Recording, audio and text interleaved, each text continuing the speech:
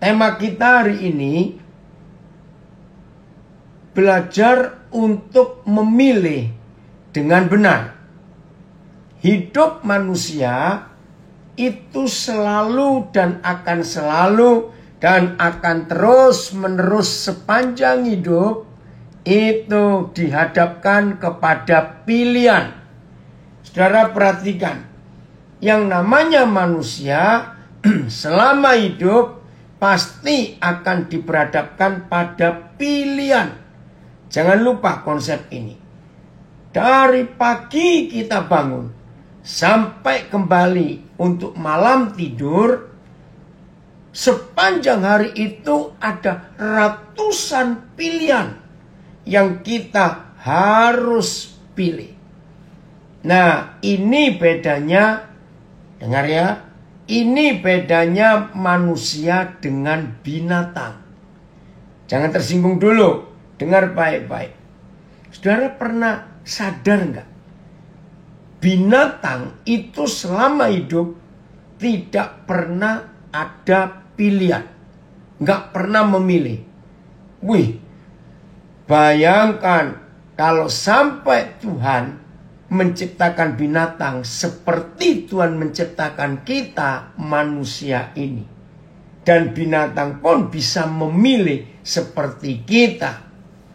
Pernah nggak saudara sadar begini? Maka tiap hari menu makan mereka harus ganti seperti kita. Karena kita bisa milih. Maaf, jangan ada yang marah. Ayo suami-suami jujur. Ya, suami-suami jujur. Maksimal berapa hari kita sebagai suami, nggak semuanya ya, ini biasanya.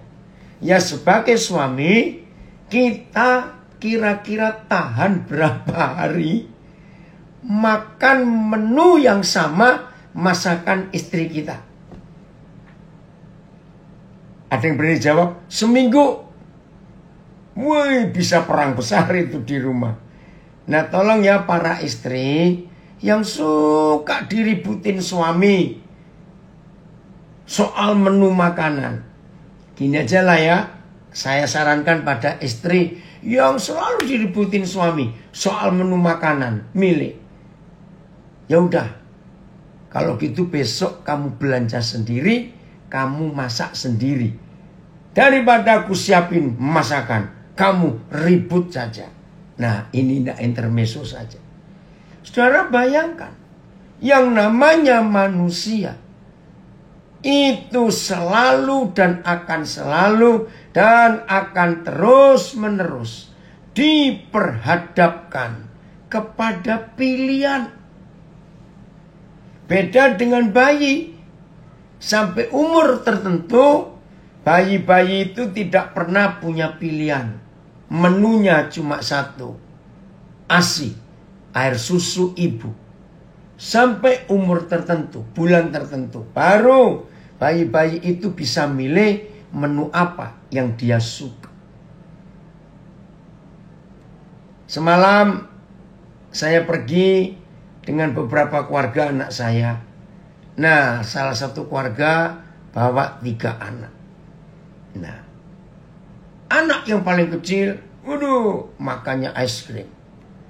Tapi anak nomor 2 ini gak mau. Padahal biasanya anak-anak kan suka es krim. Begitu ada yang pesan, anak saya yang lain pesan 1 menu. Ini anak nomor 2 ini, cucu saya nomor 2 ini. Wih, jadi semangat. Oh, ternyata itu. Nah, ini ada yang jawab.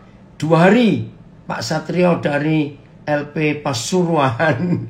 Ya, maksimal 2 hari suami masih bisa nikmati menu yang sama masakan istrinya. Biasanya hari ketiga, maaf ya, sudah ngajak perang bukan? Nah, saudara, itulah manusia. Nah, ketika cucu saya nomor 2 yang semalam makan bareng, melihat ada menu yang dia suka, jadi semangat. Nah, di situ saya belajar. Seharusnya semua anak kecil kalau melihat es krim kan suka. Ternyata enggak. Dia punya pilihan 1 menu yang dia suka. Lalu saya tanya mamanya, memang begitu? Iya.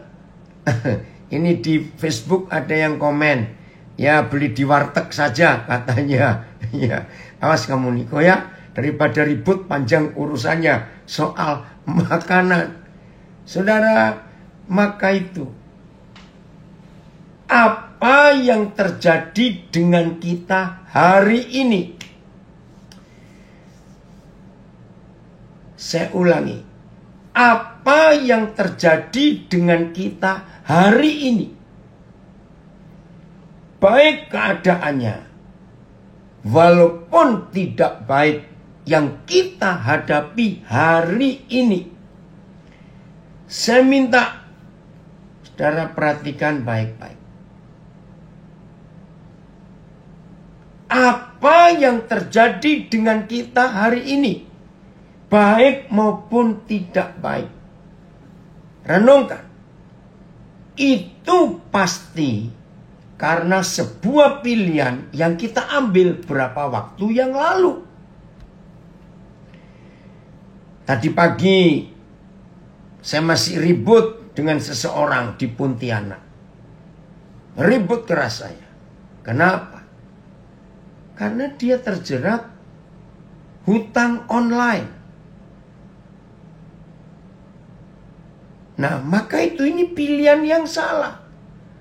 Jahat. Bahkan 3 hari yang lalu salah seorang anak saya kirim berita seorang mahasiswi baru umur 20 bunuh diri karena diteror oleh hutang online itu. Nah, saya bilang yang punya hutang online, maaf ya, tidak bisa dibayar dengan hutang lagi. Hutang itu nggak bisa dibayar dengan hutang.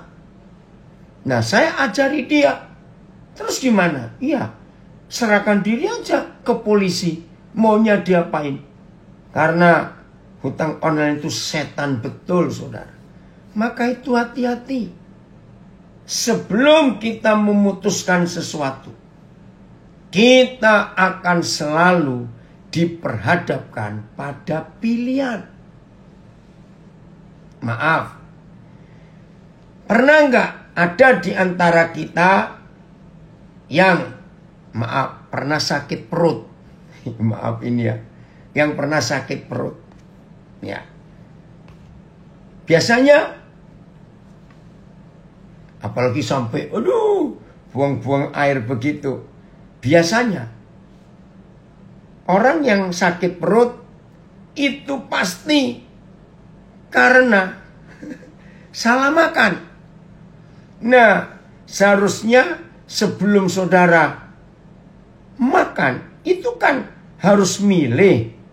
Betul tidak? Nah, kalau pilihan kita benar, maka kita nggak akan bisa sakit perut.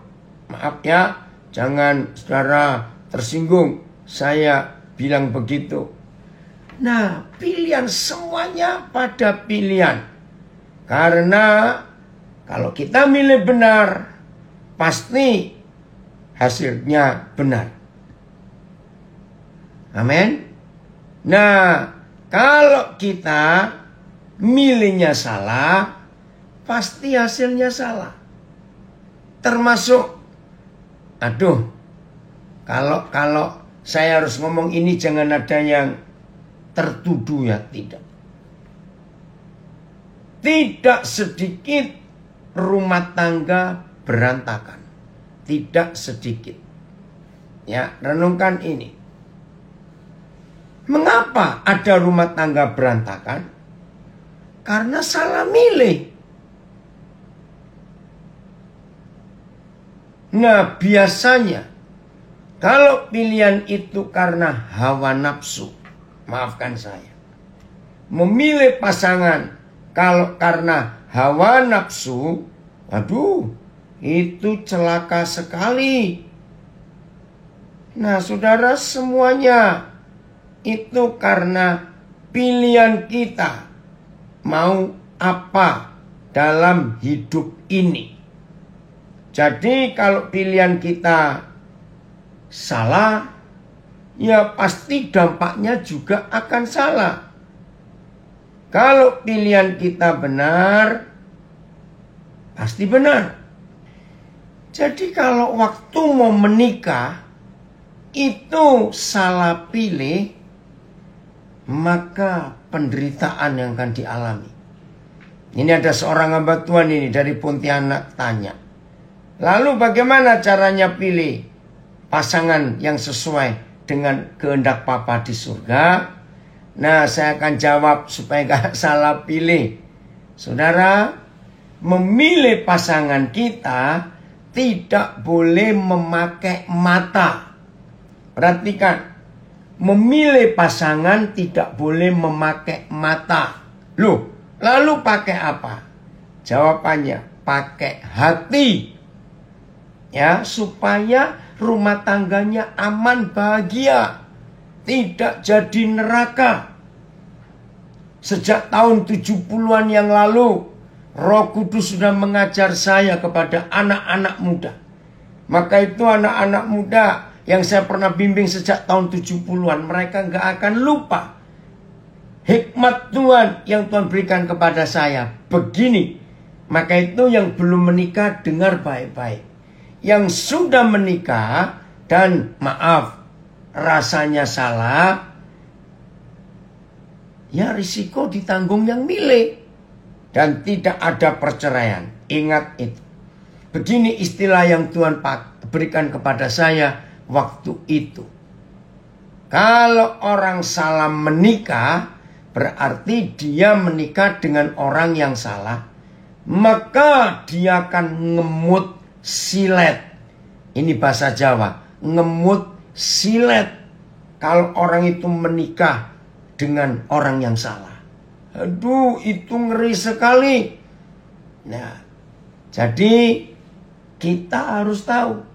Nah, maka itu salah satu yang Tuhan kehendaki untuk kita tidak salah menikah, jangan memilih pakai mata. Dengar ya? Loh, apakah salah pakai mata? Salah. Kenapa salah? Dengarkan konsep psikologis ini. Wih, saudara, ngeri sekali. Saya pertama mengerti kebenaran ini ketika, ya dengarkan, ketika saya melihat kenapa ada perselingkuhan. Dengarkan, kenapa ada perselingkuhan? Kan enggak, waktu itu saya belum menikah. Maka itu akhirnya saya belajar. Oh, ternyata penyebab terbesar pernikahan itu selingkuh, tertarik pada yang lain. Ini jawabannya. Karena waktu mau menikah, milihnya dengan mata. Wajar, saya katakan. Wajar. Seorang pria, mengharapkan pasangan yang ideal. Harus ketemu yang cantik, harus ketemu yang begini, harus ketemu yang begitu. Wajar. Begitu pula sebaliknya. Seorang gadis, wajar kalau punya kriteria dalam hidupnya. Suamiku harus begini, suamiku harus begitu. Saya ulangi, wajar. Tapi justru di sini berbahayanya. Apa itu? Ketika seorang mau menikah dan memutuskan kriteria suaminya harus cakep, ini saya persingkat, istrinya harus cantik. Saudara, ternyata setan menggunakan pilihan itu untuk dipatok mati di benak mereka. Ini loh yang berbahaya. Tahu nggak arti kata dipatok mati?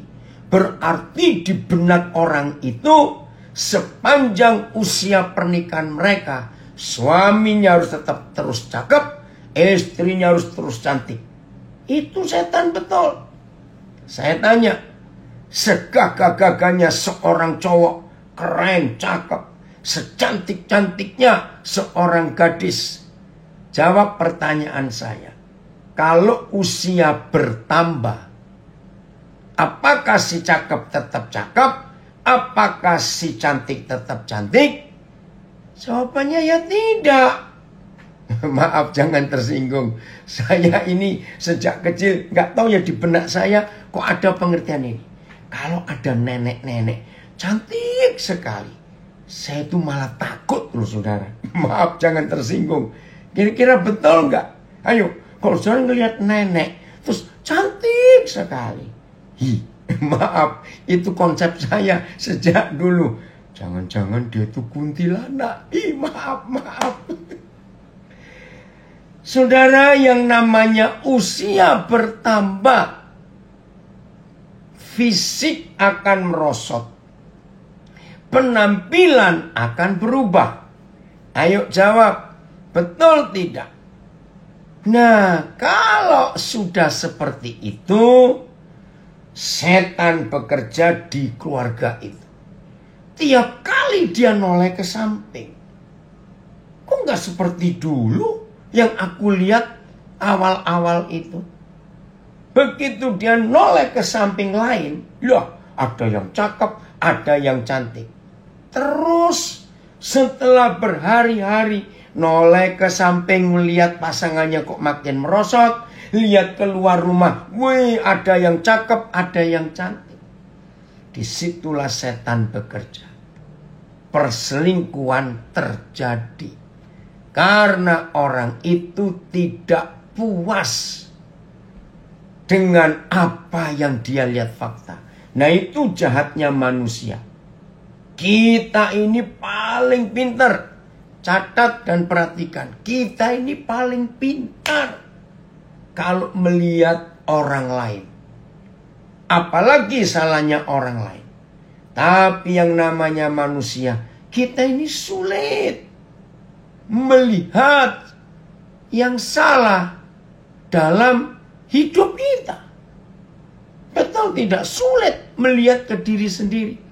Nah, maka itu ketika orang ini yang sejak masih muda sudah punya konsep bahwa istrinya harus cantik terus, suaminya harus cakep terus, dia melihat ke pasangannya kok berubah. Padahal dia sendiri kan berubah karena usia bertambah. Nah, di sini setan masuk. Akhirnya orang ini nggak puas dengan pasangannya karena dia nggak bisa terima kenyataan perubahan hidup.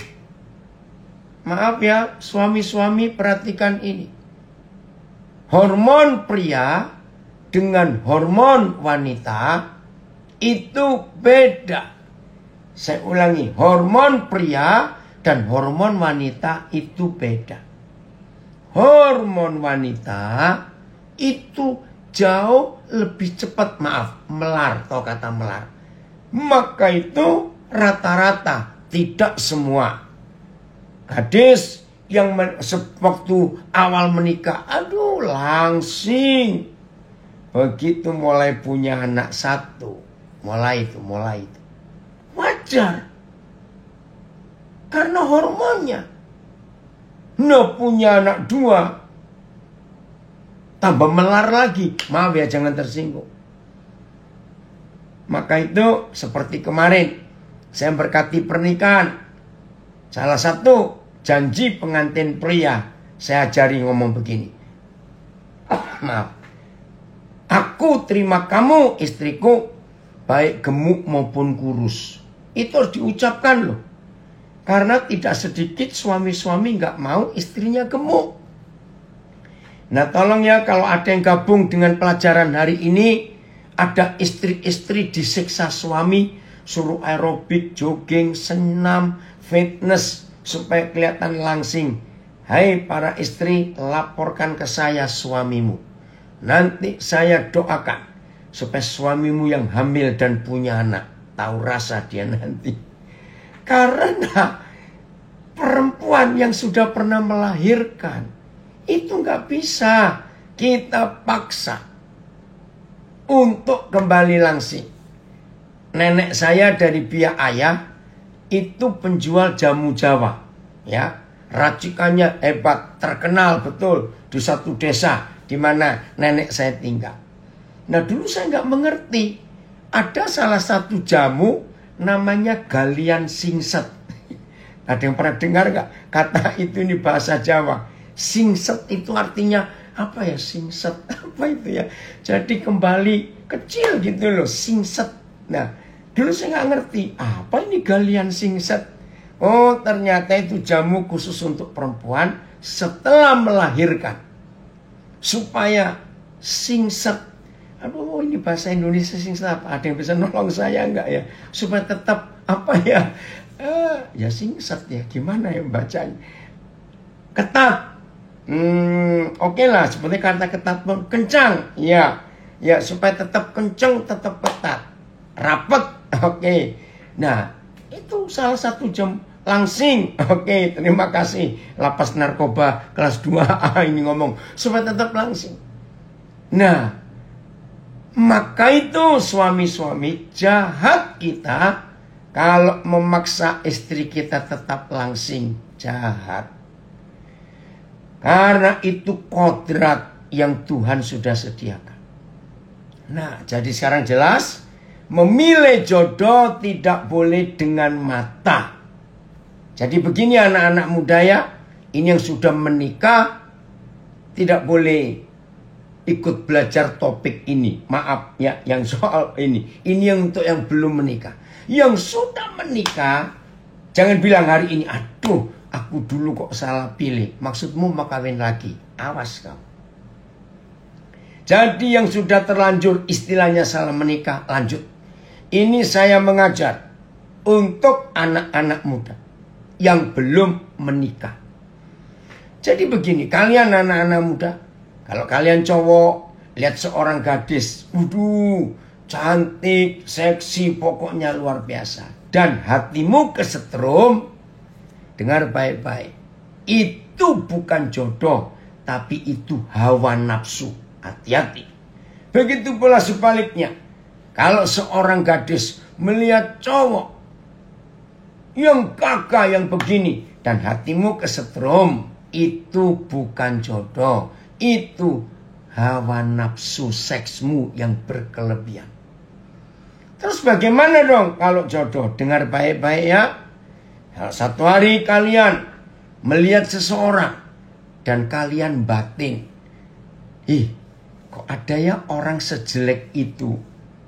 Dan hatimu kesetrum. Nah itu jodoh. Catat itu baik-baik. Maka itu jodoh itu tidak ditentukan oleh mata. Awas, mata ini berbahaya. Di antara semua indera kita, mata ini yang paling sering salah. Indera yang paling hampir nggak pernah salah adalah penciuman. Belajar itu. Kalau mata, indera penglihatan sering salah, maka itu yang hampir nggak pernah salah adalah penciuman. Ya, betul. Ini ada yang komen. Saya nggak tahu siapa. Oh, dari Pati ini ya. Jelek tapi kesetrum. Betul, itu jodoh. Luar biasa. Kalau kita menikah bukan karena fisiknya. Karena bagaimanapun singsetnya. Atau kata singset ketat, langsing. Ya, seorang gadis.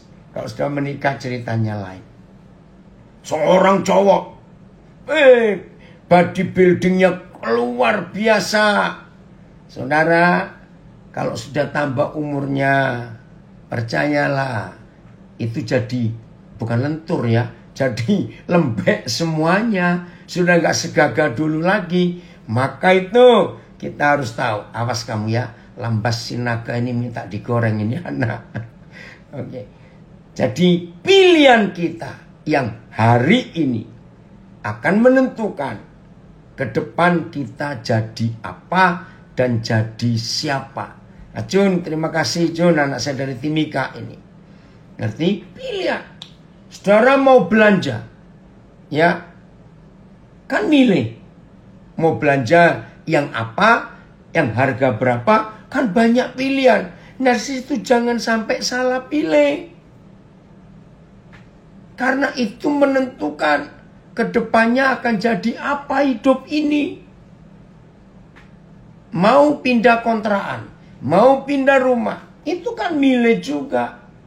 Hari demi hari kita dihadapkan pada pilihan.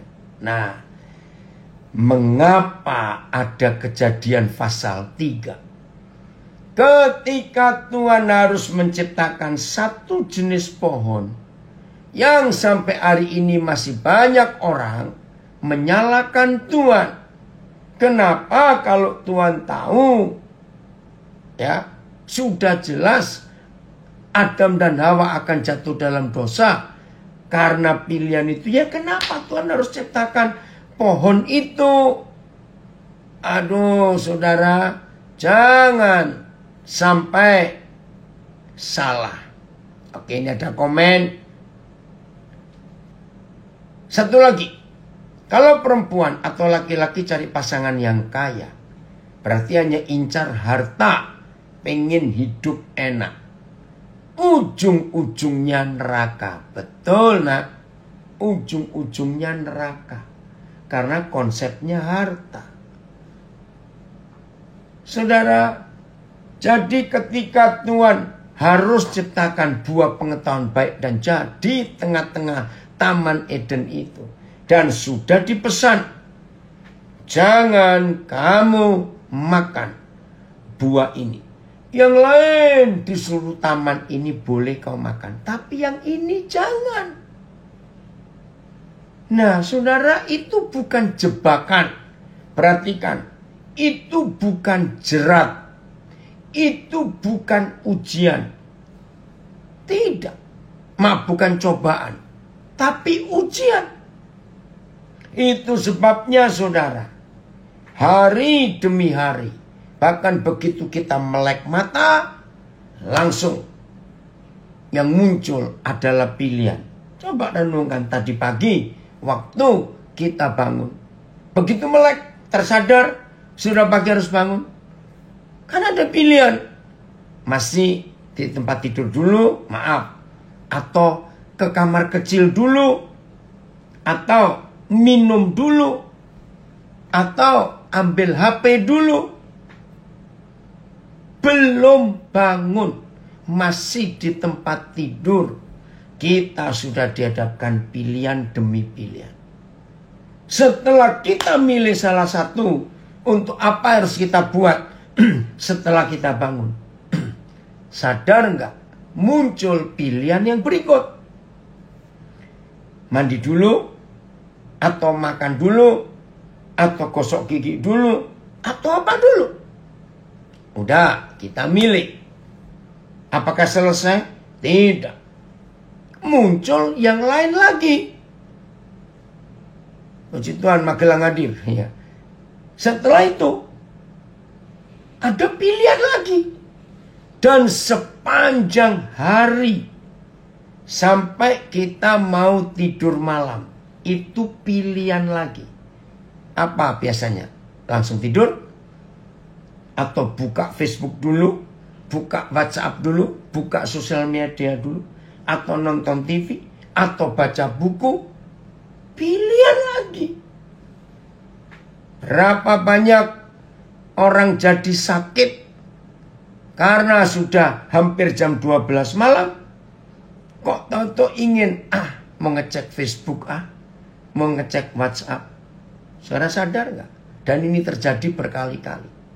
Satu chattingan kita buka, biasanya manusia nggak akan puas, akan cari yang lain, cari yang lain lagi. Akhirnya sampai jam 4 pagi belum tidur, gara-gara terseret terus dari pilihan yang sederhana. Maka itu saudara, pilihan itu penting untuk kita pilih. Dan itulah kehidupan. Kita lihat Roma 12 ayat 2. Mengapa ada 3 pilihan dalam hidup ini untuk kita berkenan kepada Tuhan? Roma 12 ayat yang kedua. Janganlah kamu menjadi serupa dengan dunia ini, tetapi berubahlah oleh pembaharuan budimu. Pelan-pelan ya. Jangan menyerupai dunia ini. Nanti kita lihat apa sih yang dikatakan dunia ini.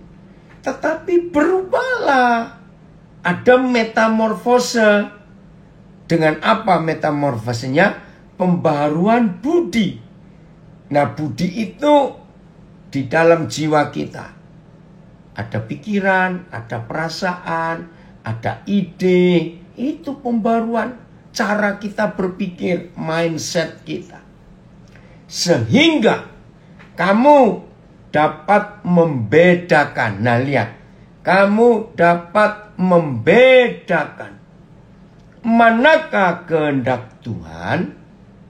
Satu, apa yang baik. Dua, apa yang berkenan kepada Tuhan. Yang ketiga, dan yang sempurna. Saya baca terjemahan lain. Janganlah menjadi serupa dengan dunia ini, tetapi berubahlah oleh pembaruan akal budimu, sehingga kamu dapat membedakan manakah kehendak Tuhan, apa yang baik, yang berkenan kepada Tuhan, dan yang sempurna. Terjemahan lama. Dan janganlah kamu menurut teladan orang dunia ini, melainkan ubahkanlah rupamu dengan pembaruan hatimu, supaya kamu dapat mengenal apa kehendak Tuhan, yaitu akan hal yang baik dan yang berkenan dan yang sempurna. PIS, janganlah ikuti norma-norma dunia ini. Biarkan Tuhan membuat pribadimu menjadi baru, supaya kalian berubah. Dengan demikian, kalian sanggup mengetahui kemauan Tuhan, yaitu apa yang baik dan yang menyenangkan hatinya dan yang sempurna.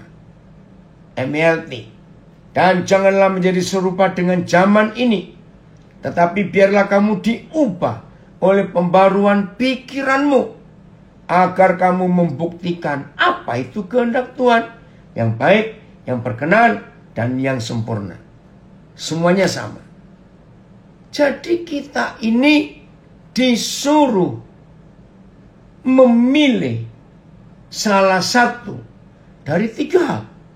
Yang baik, yang berkenan, dan yang sempurna. Biasanya kita manusia ini, maaf ya saya ngomong ini. Biasanya kita manusia ini, kalau disuruh milih, maaf ya, rata-rata manusia ini kalau suruh milih, pasti milih yang rendah dulu.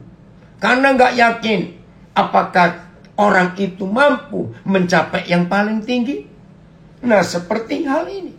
Kalau Papa menyediakan 3 pilihan, yang baik, yang berkenan, dan yang sempurna, marilah kita jangan memilih hanya yang baik. Juga jangan memilih hanya yang berkenan. Tapi ayo kita pilih yang paling tinggi dong, yang sempurna. Bukankah begitu? Kalau kita belanja sesuatu, beli sesuatu, normal itu manusia wajar. Mau cari yang paling bagus, tapi yang paling murah. Betul? Nah, kalau saya jadi pedagangnya, saya akan jawab, buat sendiri. Dah, begitu saja. Nah, itulah pilihan dalam hidup kita. Nah, untuk bisa memilih dengan tepat dan dengan benar, ternyata hanya diperlukan satu sikap, pembaruan budi. Ya, cuma itu pembaruan budi kita. Wih, itu luar biasa, saudara.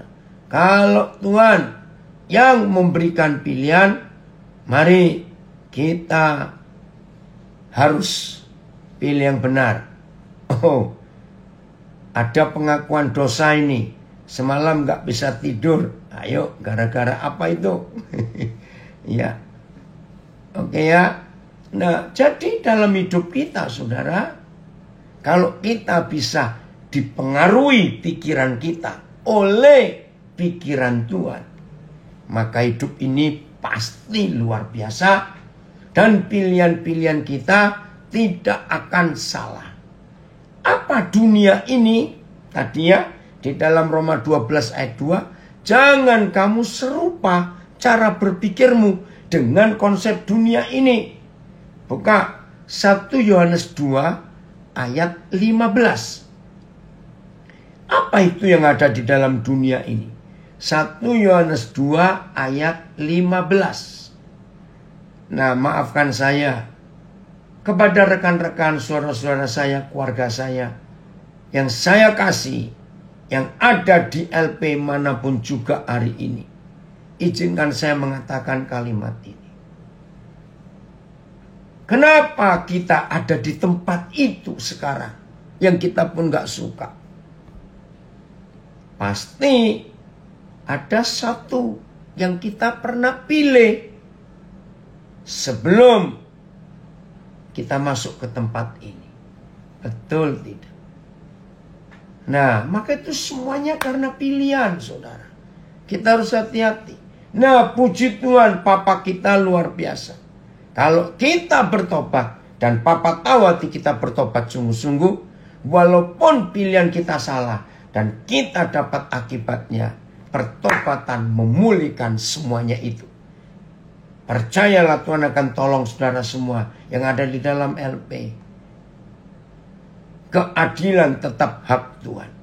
Saya baca 1 Yohanes 2:15.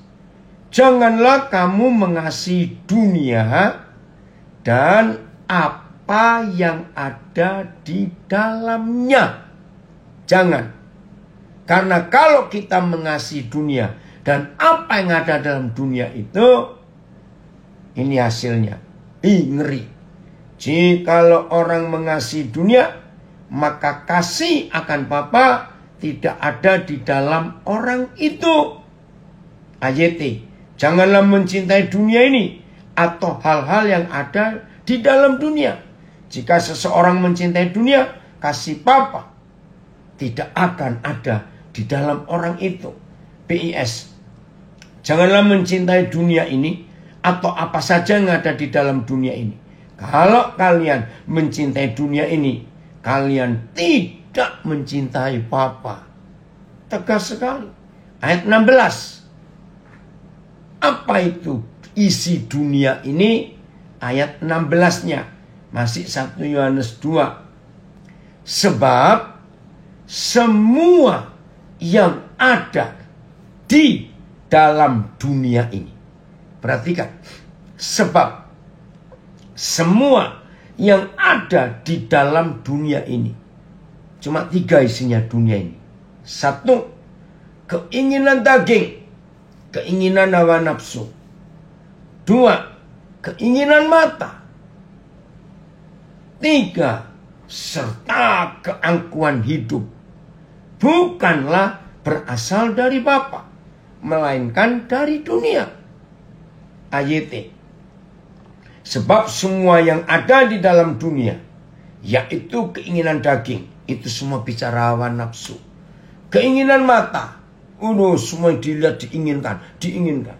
Dan kesombongan hidup tidak berasal dari Bapa, melainkan dari dunia. Terjemahan lama, TL. Karena segala yang ada di dalam dunia, yang keinginan tubuh, keinginan mata, dan hidup dengan jumawa, dengan sombong, bukannya dari Bapa, melainkan dari dunia. PIS. Segala sesuatu yang ada di dalam dunia ini, yang diinginkan oleh tabiat manusia yang berdosa, yang dilihat, lalu diingini, dan yang dibangga-banggakan, semuanya adalah hal-hal yang tidak berasal dari Bapa, melainkan dari dunia ini. Nah, saudara, tadi Roma 12 ayat 2, boleh keluar yang dari Makale layarnya. Jadi tadi Roma 12 ayat 2. Supaya saudara dan saya tidak dipengaruhi oleh dunia ini. Dan ingat, dunia itu ada 3 hal tadi. Keinginan daging, keinginan hawa nafsu. Lalu keinginan mata. Ngelihat apa, pengen lihat apa, pengen. Lalu kesombongan, keangkuhan hidup. Itu isinya dunia ini. Nah, selama pola berpikir kita tidak diperbarui dan masih pakai konsep-konsep dunia ini, maka dijamin pilihan kita pasti salah. Tapi kalau pikiran kita diperbarui, berarti kita nggak akan pernah salah pilih. Maka itu ada firman ini. Efesus 4 ayat 23. Efesus 4 ayat 23. Dari Magelang ada komen. Jika pernah salah pilih, ya udah. Jangan terus menoleh ke belakang. Nggak ada gunanya. Lanjut. Efesus 4 ayat 23. Supaya kamu dibaharui di dalam roh. Itulah hati kita dan pikiranmu. Jelas toh? Ayat, perbaruilah roh pikiranmu. Supaya roh pikiranmu dibarui di dalam kamu. Hendaklah hati dan pikiranmu dibaharui seluruhnya dan diperbarui dalam roh pikiranmu. Maksudnya ialah agar kamu dibarui dalam roh dan pikiranmu, dan kamu diperbarui dalam roh pemikiranmu. Nah, jadi kalau kita terus diperbarui cara kita berpikir, hidup ini gak akan ada yang salah. Maafkan saya, jangan saudara salah ngerti dan saya tidak menuduh, tidak. Ini cuma cara berpikir. Kalau pikiran kita pikiran benar, saudara, maka kita nggak akan terjebak dengan kerakusan, hawa nafsu rakus, tamak uang. Orang yang dikuasai kerakusan, ya, orang yang dikuasai ketamakan, maaf, dia pasti akan punya hati untuk mencuri atau merampok. Dan itu memang begitu hidup. Begitu pula, ya, begitu pula bila ada di antara kita yang konsep berpikirnya masih duniawi. Maaf ya, jangan tersinggung. Narkoba itu barang yang luar biasa karena pola pikirnya. Kalau orang itu dibarui di dalam cara berpikir, dia akan ngerti kok. Narkoba, alkohol, dan semua jenis kejahatan itu kan gak ada gunanya, bahkan merusak hidup. Maka itu kalau sampai ada orang bisa memilih itu, bukan karena pergaulan, bukan, tapi karena pola pikir. Orang Buddha punya konsep pohon teratai. Ya, tidak semua kita pernah tahu bunga teratai, tapi kita tahu. Gambar, di foto, di TV ada. Bunga teratai itu, pohon teratai itu tidak bisa hidup di tanah yang bersih. Tidak. Teratai hanya hidup di lumpur. Perhatikan baik-baik. Kalau nggak ada lumpur di dalam kolam itu, teratai itu nggak bisa tumbuh. Nah, mendengar kata lumpur, ya pasti jorok, kotor. Tapi aneh, sangat aneh, dan itu mengagumkan. Bunga teratai nggak pernah kotor, kena lumpurnya. Padahal mereka hidup di lumpur. Nah, itulah konsep kehidupan. Jadi kalau ada di antara kita yang terjerat suatu kesalahan atau suatu dosa, saudara, jangan salahkan lingkungan kita. Itu terjadi karena kita salah milih. Kalau kita di lingkungan yang jahat sekalipun, Dan kita bisa milih yang benar. Percaya enggak? Kita enggak akan kena yang mayoritas yang dibuat orang itu. Karena pilihan kita. Nah, inilah konsep hidup. Ternyata semua karena pola berpikir. Nggak akan merusak hidup. Nggak akan menghancurkan hidup.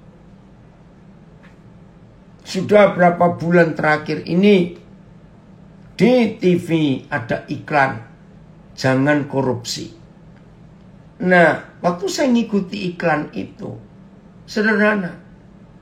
Ingat pesan ibu, ingat mama di rumah, jangan korupsi supaya orang tua tidak malu. Seharusnya pesan itu jelas. Tapi mengapa koruptor nggak habis-habis? Yang ditangkap juga sudah banyak. Yaitu karena pola pikirnya. Nah, yang mengerikan saudara, 100% koruptor itu, ini yang mengagetkan, data dari statistik, 100% yang disebut koruptor, perampok-perampok itu 100% adalah orang-orang yang sudah kaya raya. Kan aneh. Uang sudah begitu banyak, masih merasa kurang. Lalu keinginan hawa nafsu dagingnya mendorong orang itu untuk melakukan suatu tindakan, merampok. Saudara, kalau mulai hari ini kita ajari anak-anak kita sejak kecil untuk hidup milih yang benar, maka percayalah kita sampai tua, anak-anak kita sampai tua nggak akan pernah salah milih. Karena kita ajari anak-anak mereka. Ini yang luar biasa. Satu kali salah seorang cucu saya yang masih kelas 4 SD pingsan di sekolah. Pihak sekolah telepon ke ibunya. Kaget ini anak saya. Kenapa pingsan? Datang dengan tergopoh-gopoh si mama. Sampai sana ternyata guru-guru dan teman-teman tertawa. Loh, pingsan kok tertawa? Ini masalahnya. Anak ini, nah memang keluarga anak saya ini selalu mengajarkan untuk berbagi. Untuk berbagi. Nah, nggak tahu bagaimana hari itu dia melihat salah seorang temannya. Kelihatan wajahnya pucat. Terus dia tanya, kenapa? Mamaku nggak bawakan sarapan untuk aku. Karena hatinya penuh belas kasihan kepada temannya ini. Dia bagi makanannya. Ini dalam cerita anak itu saya juga tertawa. Rupanya anak ini, yang temannya itu loh, begitu ditawari makanan oleh cucu saya, wah, dia semangat sekali. Dia habiskan semua jatah untuk cucu saya. Sehingga cucu saya ini gak bisa makan. Nah, menjelang siang dia pingsan karena dia kelaparan. Dipanggillah mamanya. Saudara, waktu saya dengar itu, di satu pihak saya juga bangga. Karena didikan orang tua mengajar anak untuk bisa berbagi. Nah, nggak tahu siapa yang harus disalahkan. Temannya itu yang ngambil semua atau cucu saya yang nggak jelas memberitahu dibagi ya. Gitu. Saya nggak tahu. Tapi dari kisah itu, saya bilang pada cucu saya, lain kali kamu harus ngomong bagi yang betul. Kalau mau berbagi, itu dia. Cucu saya tertawa melihat itu. Nah, berbahagialah orang tua kalau berhasil mengajarkan kepada anak-anak untuk hidup tidak rakus, tidak tamak, dan mengajarkan anak-anak untuk hidup bisa berbagi. Itu kemenangan untuk masa depan anak-anak kita. Karena Tuhan berjanji, orang benar, anak cucunya tidak akan minta-minta. Itu janji Tuhan luar biasa buat kita semuanya. Jadi mulai hari ini ngerti ya, hidup ini pilihan. Dan hati-hati, ada ajakan-ajakan teman yang salah dalam hidup. Jangan kita ikuti supaya kita tetap hidup dalam kebenaran. Bagian terakhir, saudara masih ingat perumpamaan orang Samaria yang baik hati? Ingat ya, di Injil Lukas dituliskan. Suatu hari Tuhan Yesus memberi perumpamaan. Ada seorang, orang Samaria, orang Israel, orang Yahudi, yang menuju ke satu kota, dirampok di tengah jalan. Bukan cuma dirampok, tapi perampok itu memukuli orang ini. Saudara, begitu dipukulin, luka-luka, barangnya habis, ditinggalkan di pinggir jalan. Duh, ini yang saya bertanya-tanya. Apa sih maksud Tuhan Yesus? Orang pertama yang ditulis dalam Injil Lukas, yang melewati, yang melihat orang yang terkapar luka-luka dan dirampok itu. Ini yang saya nggak ngerti. Mengapa orang pertama yang diketahui lewat dan melihat korban ini justru imam dan orang Lewi? Saya sebagai hamba Tuhan termasuk golongan yang pertama itu. Mengerikan. Ternyata selama pandemik ini tidak sedikit imam-imam orang-orang Lewi di gereja Tuhan dalam masa susah seperti ini masih tega, masih sampai hati nelpon jemaat. Jangan lupa ya, perpuluhan persembahan tetap diberi. Ya ampun. Dalam kondisi susah, kok sempat-sempatnya gembala-gembala itu nggak semua ya, nelpon jemaat. Nah, inilah orang Lewi dan imam yang digambarkan oleh Tuhan Yesus. Ada pilihan. Apa pilihannya? Menyedihkan. Tuhan Yesus berkata, maka orang Lewi dan imam itu hanya lewat, nggak buat apa-apa. Kalau zaman sekarang, itulah orang egois. Orang hanya mikir diri sendiri. Kelihatannya bagus.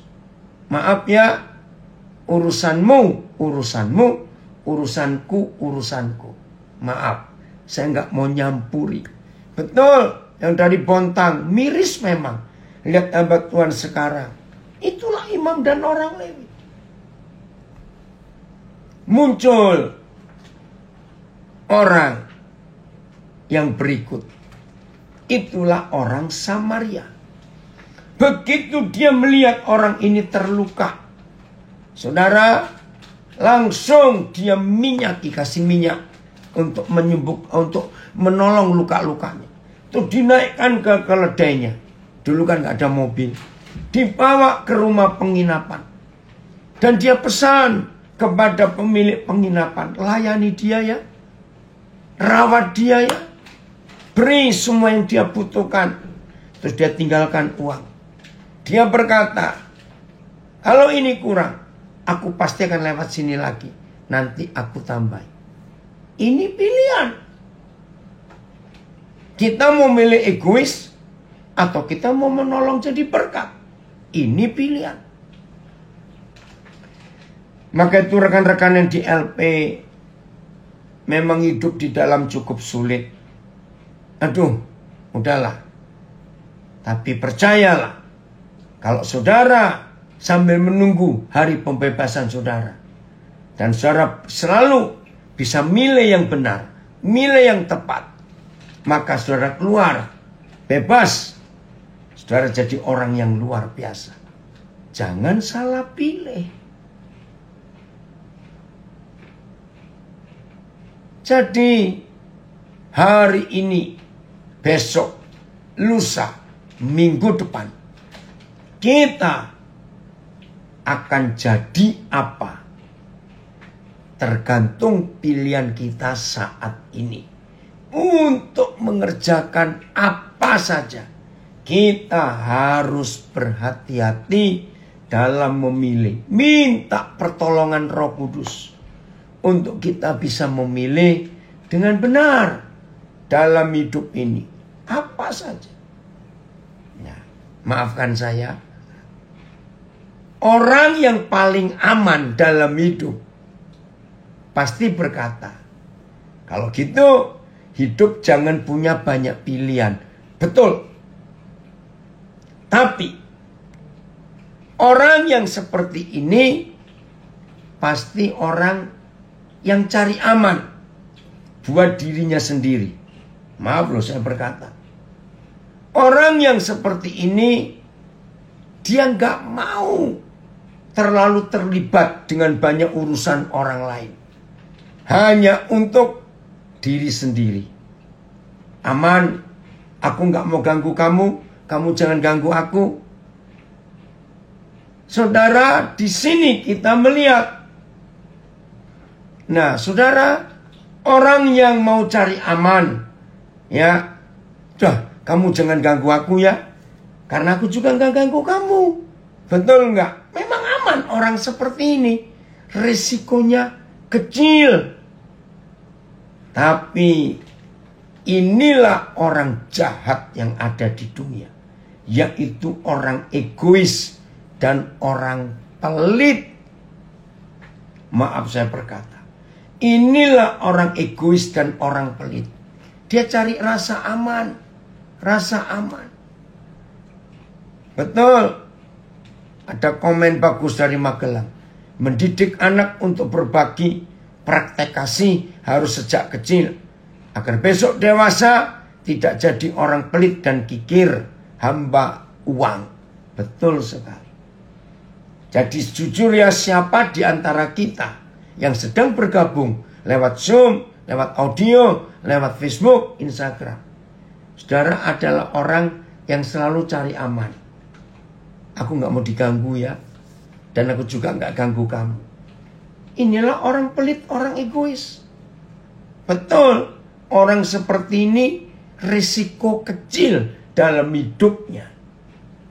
Tapi dia gak berkenan kepada Tuhan. Jadi mulai hari ini minta Roh Kudus menolong kita. Supaya cara kita memilih tidak salah. Ayat terakhir, Galatia 5, ayat 16 dan 17. Galatia 5, ayat 16 dan 17. Maksudku ialah, lihat firman ini. Maksudku ialah, hiduplah oleh Roh. Hidup diatur oleh Roh Kudus. Hidup dikendalikan, disetir oleh Roh Kudus.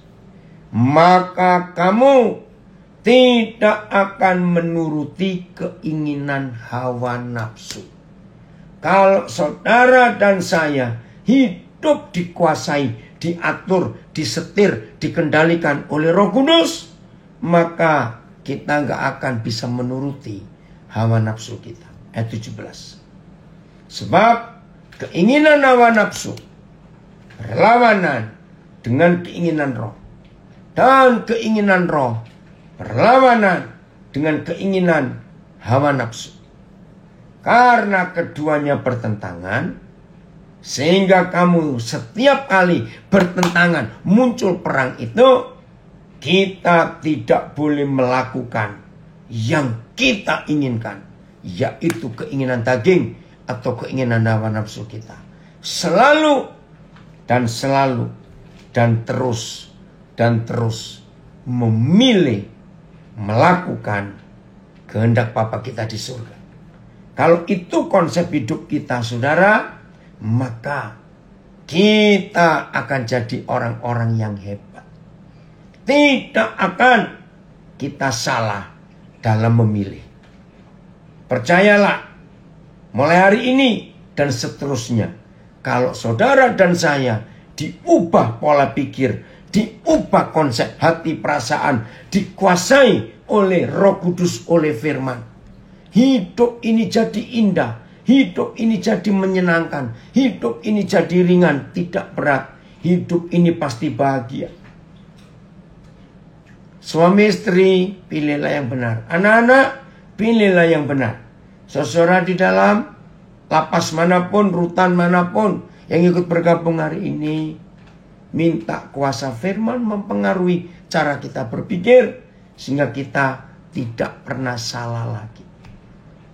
Tuhan Yesus memberkati kita semua, dan biarlah pelajaran ini membuat masa depan kita pasti hebat.